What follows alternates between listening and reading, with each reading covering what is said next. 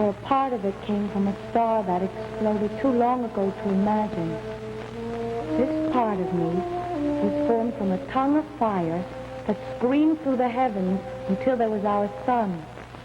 And this part of me, this tiny part of me, was on the sun when it itself exploded and whirled in a great storm until the planets came to be.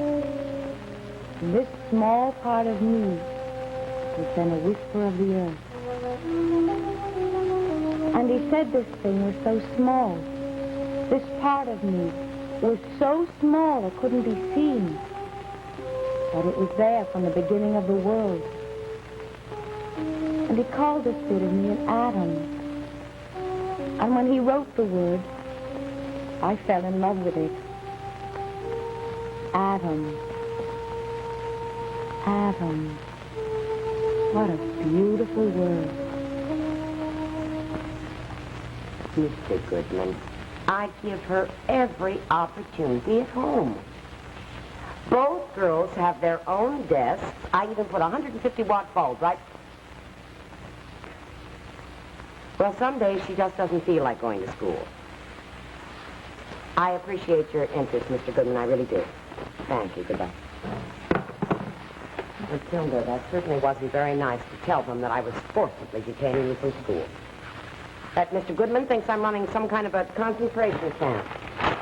Do you have any idea how embarrassing that is to be accused of running a concentration camp for your own children? It's not embarrassing at all. Oh, that school of yours is 40 years behind the times. I can teach you more than that ugly Mr. Goodman ever could. I feel sorry for him. That is the most effeminate face I've ever seen in my entire life. Of course, that Miss Hanley is worse. The idea of her teaching girls gym is staggering. Can I go in today, Mother? You'll go in all right. Mr. Goodman said he was going to do an experiment. Experiment? Oh, I would have thought that he did all his experimenting after sundown. Well, radioactivity. Radioactivity. That's all that high school means. Please? No, my dear. That fortress of knowledge is not going to be blessed with your presence today. I have an exciting number of duties for you, the least of which is rabbit dropping. Oh, Mother, please. I'll do it after school. You know this house is about to ferment. I found rabbit droppings in the kitchen this morning, even.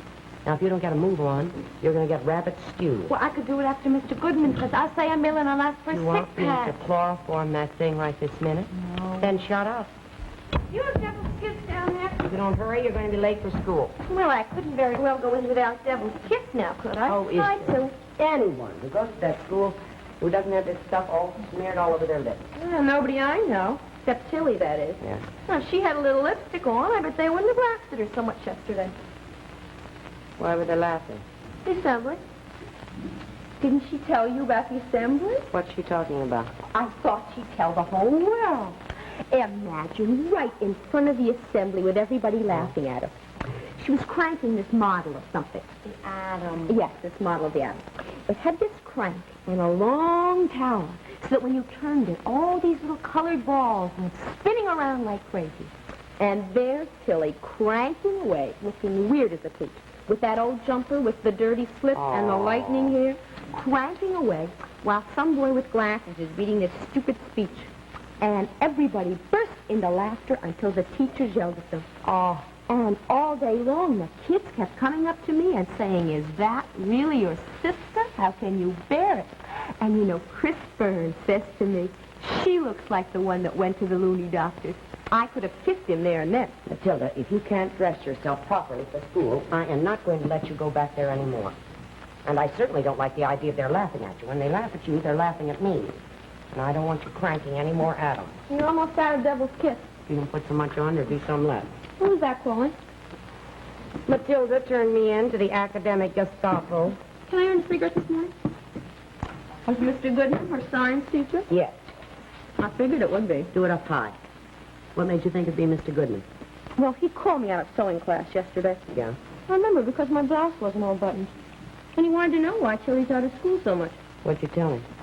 Well, we should go back to Cools. I like Cools better. What did you tell him, Ruth?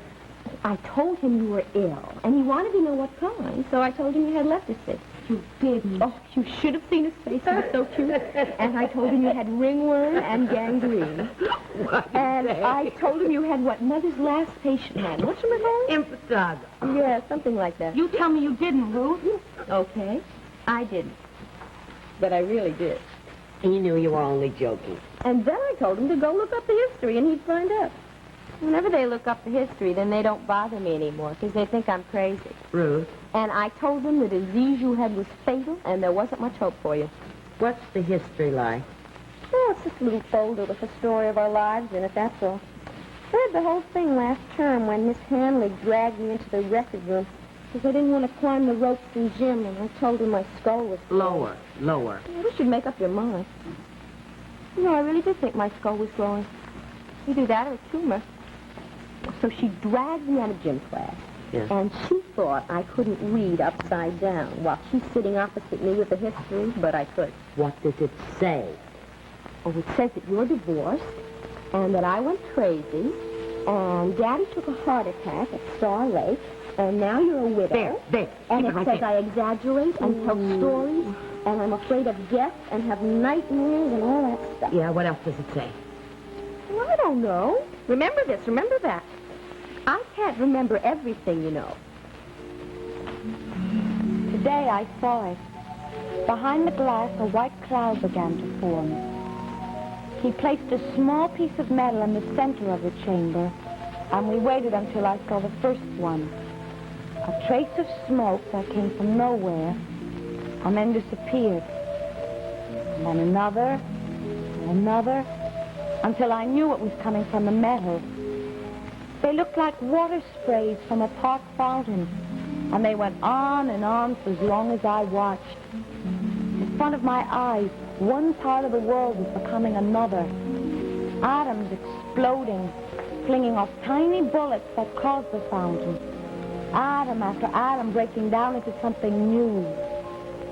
And no one could stop the fountain. It would go on for millions of years. On and on, this fountain from eternity. 22 acres. Princess Bay. Small pond. $6,000. That's cheap.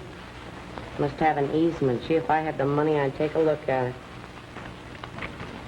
What kind of seeds are you planting? Marigolds. They've been exposed to cobalt-60.